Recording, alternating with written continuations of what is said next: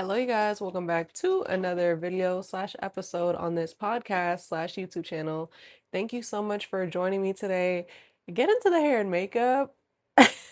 I tried like the 70s makeup today and I'm eating it up. I took pictures and everything. And the log blog came out. See, we love it here. But as you can probably see by the title and what I said before, today we do have a podcast episode as requested per my Instagram.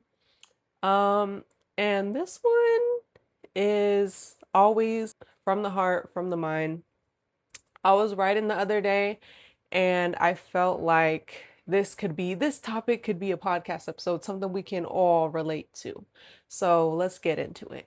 So I don't know what was going on last week. I don't know if it's the stars. I don't know if it's just where I live. I don't know if it's just me. I know it's not just me. Y'all know when you had like a weird couple of days and you check in with the homegirl and they were like, "Oh baby, I was ready to call you and rant too." I had that experience with my friend last week. And I was writing about how, like, of course, sometimes we all get bored of our routine. We all get down in the dumps. Like, I wish I had something. I wish I had a friend group. I wish I had more money. I wish I had a man. I wish I went out more. We all have some things that, during different times of our lives, we sit and think about a lot at night when it's just us, when there's nothing else to consume. And as I talked about in my last podcast episode, right now for me, a lot that has been love as someone who's been single for over a year. I've been single since last February. And I've talked about in my podcast episodes how I had a really great year being single. Like I was up, I had so much fun, regulated mind, um, as a survivor of not the past relationship, but before, of being in an abusive relationship. And like I've been dealing with the long-term effects of that the past couple years. Like 22 last year, that was the first year I really felt like, okay, I'm enjoying my adult life. Like my mental health is actually good. Like I know we can relate to that in different ways or another. Um, I really actually genuinely enjoyed my year being single, but now as the time goes on, I just wants a little bit of love. Okay? Like just like we all do. Like sometimes as women, that can feel suffocating to want to say. Because as much as I talk about being a girl's girl and deconstructing the patriarchy and all that, some girls take it way too far. I've talked about it in my short form and long forms of like, people can make you feel bad for being like, I want a man. I want a relationship. There's the girls who are like, relationships are embarrassing. You're sacrificing yourself, blah, blah. Then there's other people who are like, why focus on that when there's all these things? And I broke down before where a big thing about being for the girls or all these things is also that you support women's choices and what they want to do. Like I've even gotten comments like this on my story times before where they're like, "You're so young." It's women older than me. Like, "You're so and so's age. Why are you even dating at this time?" Blah blah. Blah. Babe, because I want to. Like it is okay to want love, to want to be in a relationship, to want to have those experiences. It's completely normal. And I'm not afraid of saying that. But like I said, I know sometimes people can be really weird about that. Like we're not supposed to, just because the media, and there's a lot of negativity, unfortunately, that I break down a lot. The past like few months, especially like since it became this year, love and partnership has been on my mind a little more of like, well, dang, when's it coming, right? But I just remember last week I was having like a down in the dumps, like how I used to feel in other time periods of myself being single. Like if you're not new here, I went almost, before my last relationship that ended in last February, I went almost 2 years, and that was post my abusive relationship. So it was a lot of lonely, dark things I had to unpack and just like face with myself. It was like a terrible 2 years, like the worst I've ever felt. And so from then to how I felt this past year is so different. But I found myself a little bit feeling like very negatively, almost like I did in that time period before for a few days. Like I said, when I felt like I was going insane. And I was like, wait, why is that? Right? So, of course, I had those times. I was writing about it. A lot of people can relate to it. But yeah, I felt like I was in a little slump for a couple days. And then I was rewriting about how I was feeling better and how something I also talk about a lot in my podcast episodes is I'm like, we really have to watch our negative self-talk because on a grand scheme, I've made a video touching on this before when I was in that 2 years of self-deprecation. And I realized through therapy, guys, everyone, go to therapy, try therapy. A lot of my words come from therapy or books that my therapist recommended. I'm no longer in it because we can barely afford to live in this country, but I'll return. I'll return one day. I'll return one day.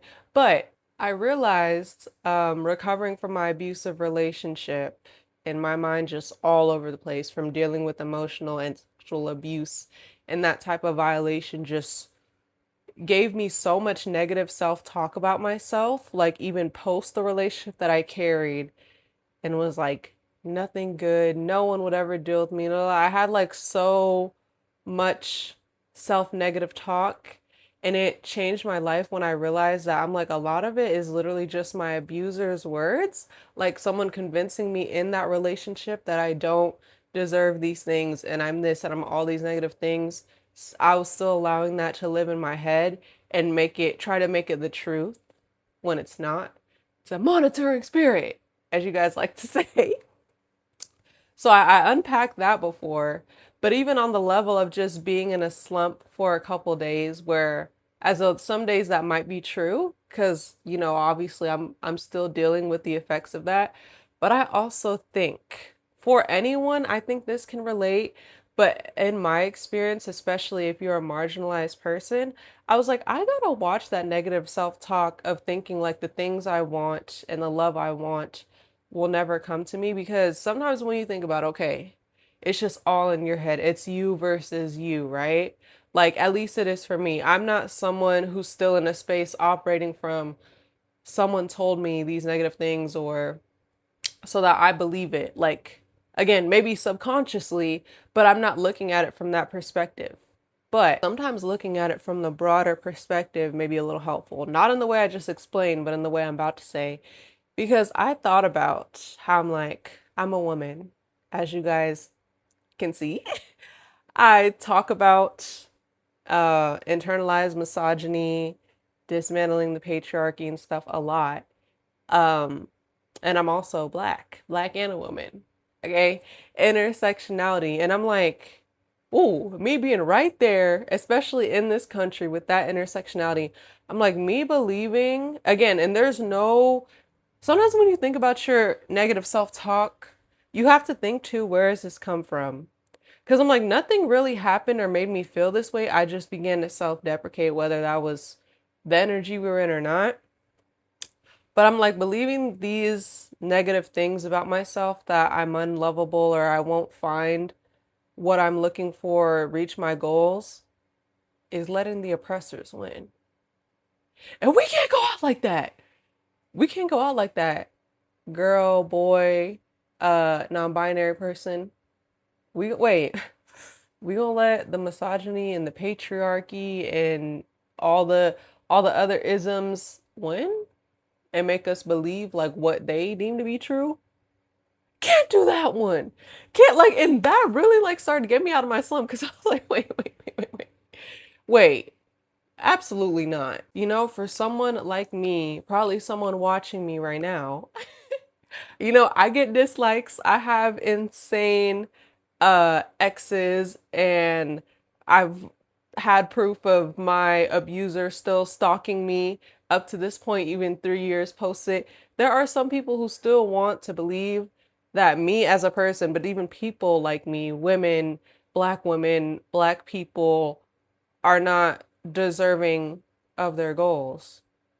And y'all can't see this is when I started to internalize. Y'all know, like in high school when those corny men would post the quotes of like, I use other people's as fuel to get up and blah blah blah. Like I used to think those quotes were so corny, but I'm low key, I'm catching their drift a little bit. Cause yeah, wait, me not believing in myself and not believing in the love and all the good, gentle, kind things I deserve is low-key letting someone else win. Like I think, like I said, in my mental health now, from unlearning childhood wounds and wounds from being abused and, mentally and stuff, I think of it as me versus me, which it is, which you should, but also that part. Wait. We can't let the oppressors win though. We can't do that one. And also, like I said, how a lot of times I think of my issues as really me versus me. Cause I understand what people say now when they say like how the content you consume is so important. Like I'm sure so many people can relate, especially on TikTok, babe. I built my For You page brick by brick. Okay? My For You page is full of other, atheist, agnostic girls, other girls who, you know, are just as opinionated about me and think everything leads back to all the isms and all my homies Chris Brown and like I built my For You page brick by brick, so a lot of the stuff I do see is so positive and so validating. And I also think to myself, like, I'm so thankful that I've built my platform and I watch a lot of beautiful, like-minded people who validate me and are also so smart and teach me a lot of things. But as a creator myself, I also realize like I gotta practice what I preach. Because like I said, I'm so, especially this year, like, especially like I said, post my last relationship, y'all, like when you deal with some nonsense, like I said, this past year has allowed me to even wake up and my brain develop even more, getting close to that 25 quarter life crisis. Like, girl, what are you doing? Like, at the stuff I look back and deal with, and like how I think of other women and like the people I love. And I'm like, I have to practice what I preach and what I'm taught. Like how I'm so down about all these things that women are brought up and told, and like we're even raised by other women with internalized misogyny, whether they're influenced by religion or the other men in their life or the women who raised them, because it's like it's in everybody about what you should expect, what you should settle for, what's not a big deal. And I love how my generation, Gen Z, whatever y'all want to say, we're dramatic. I love how we're unplugging all of that and realizing, especially like women, wait, we actually don't have to deal with we actually don't have to deal with a thing we don't want to. Like if, like I said, y'all built my For You page brick by brick.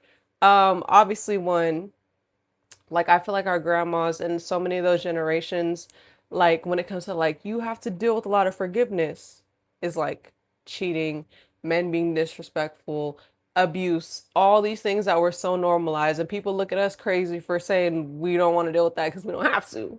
Also times are a lot different. Like I also have empathy for the women who have came before me, because now women are allowed to be a lot more independent and make that bread and live on our own, whereas before then it's like you kind of needed a man. I don't feel the empathy for some of them. Like the girls who was picking the man over their kids and letting men do stuff to their, but you get what I mean. Like this past year, being a single girl, you know, having really not, like I've told one story time about the one date I went on in this whole year. Like nothing really serious, and I feel like stuff is so short for me so often. Like in my relationship patterns in general, I've never had like a long-term talking stage that didn't work out. Like everything is super short. Are you gonna be my man? Are you gonna be my man? Like, are you gonna be my man? And I've really gotten frustrated with that pattern sometimes. That's something that kind of makes me self-deprecate because, or sometimes it isn't me versus me, okay? Like, I won't lie now that I think about it. Sometimes, obviously, media and people, people around you does influence, and sometimes you can compare. Because I'm like, why am I cutting everybody off within a week? Not even getting to the date, or like not even like some quality stuff, but like the stupidity and the audacity. It's just like I have to, if I want to respect myself, I can't, you know? And I'm like, but how are these other girls getting like talking stages, dating, like actually seems like real shots and like so fast. Like I've thought about that before. I'm like, is there something wrong with me? Like why is it just that? But saying other women don't practice what they preach, there are just some people who are in different circumstances who are just date faster, have better options, and that, it can be proximity wise or whatever. But also sometimes when I think about who I'm comparing myself to, or I think about how a lot of women, you know, also have different standards than me. Someone else's standards might be different, or someone else might just be looking for fun, whereas I'm always looking for something serious. Like, we really can't compare. And unfortunately, practicing what I preach, I feel like does keep me very lonely. But I also feel like, what would be worse than feeling lonely? Is the stuff going through the same stuff that I already did and not learning from it. Or having more crazy story times to tell you guys, which I feel like you guys would love, but it's not okay with me, y'all. I literally had, I was talking to one of my mutuals one time. This boy is comedy. I was literally talking about how I've been single for like a year. And he was like, keep going, Alicia. These men don't deserve you. Then he was like, actually date a little bit more so you can have more story times. I know you're freaking lying. Like, boy, it's not funny. It's not funny. Like I said, how I reflect on the generations that came before me, and I feel like I'm so blessed to be in this generation where I can do what I want and deal with whatever I want. If I don't want a man who's left-handed, who gonna tell me? Well, actually, someone's gonna tell me because people judge women for having standards all the time. But like how literally it's just so much more woken up that it's like no matter what the outside noise, like I said, people will always have comments tell you.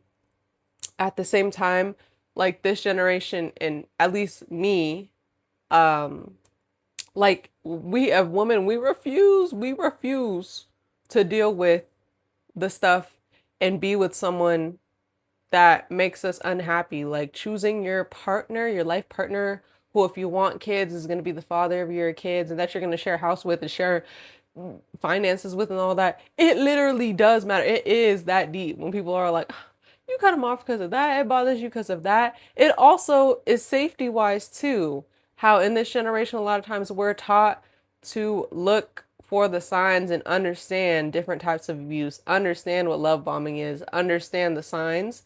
It is completely that serious. So why would I not take it that serious? Yeah, to be someone so opinionated and share my opinions and encourage other people to never settle for less. Like I think that's also a big part of it is like believing that this generation is like so beautiful. We're dismantling so many things and we're like doing so much work and helping so much people that it's also so negative to believe that I won't get the partner or the standards that I want. Because I have a platform full of people who are also great, who agree with me, who are trying to make change. Like, why would I ever believe that there is not someone out there that matches my standards, that's dismantling all these things too? Like, it's not just you. It can't be, right? Sorry, there I go again. But y'all know in the dating pool, sometimes it seems like there's always something, but it's true because I can compare that to another wave of girls that I think are losing the plot, who go by the all men stances. And pause, girls don't jump me, and men don't come in here thinking I'm agreeing with you because it's not what you think. I'm saying when it comes to dating, and they're just like, well, all men are gonna lie about something, all men are gonna cheat, all men have wandering eyes, all? Mm. Like believing in that and telling other women that that's just what it's gonna be. Low key, I feel like I heard that from the older generation first, but some of the young hoes starting to buy into it too. Like that's either what it's gonna be, so be single or settle is not it either. Is not it either. Because, like I said, that I feel like, again, is like, why would I not believe? That's just blatantly not true. No matter how much bullshit we see on the internet, because the dummies are always the loudest, guys. Like, we know this with the women and the men, okay? And the men, like I said, especially in my intersectionality, you see men talking about, again, how they don't like women with opinions and standards like me. They don't like black women. They don't like women who do this. They don't like blah blah blah. The dummies are always the loudest, okay? Who am I to believe that that mindset of everyone is gonna do something? I feel like is something else that pushes people to settle, which I never doing. Cause like I said, yeah, like I've talked about too, even growing up, how as much as I keep foot down on these men, I also know great men in real life. Like my dad is a great example, great husband, great father. Um, Again, people are always trying to excuse these men of like they came from this household and they came from abuse, so that's just how they are the way they are. We can't judge them. Again, someone who came from a very different household than the one he gave me. So I don't buy that. Like there is people. There is people. Um, so don't buy into that either, because like I said, the dummies are the loudest ones, and I feel this just like on my page too when people comment and they're like they follow me, no profile or something, and they're like I'm an atheist too, or I'm this too, but like I would never say that or be out in real life, and like I've gotten videos with controversial opinions that have so many likes because I always say this too. Like my controversial opinions are only controversial to bigoted people, but like I said, unfortunately the dummies are the loudest. So yeah, believing that there is not like-minded people like you, that you will not find a community, is letting the oppressors win. You can have any little boundary set that you want, especially as a woman. Like, it is our reparation. Like I said, this generation is literally our reparations of all the bullshit that other women before settled for. Okay? And we're not doing it. We're not doing it. Like I said, not everybody's standards are the same as mine, but you get what I mean. Yeah, just remember that. Like, I also think it's so important. Like, a lot of people like to make videos about their negativity. Not me low-key clocking myself. But y'all, I make the story times funny though. It's funny and it's a lesson, and I spit some knowledge into you guys at the same time.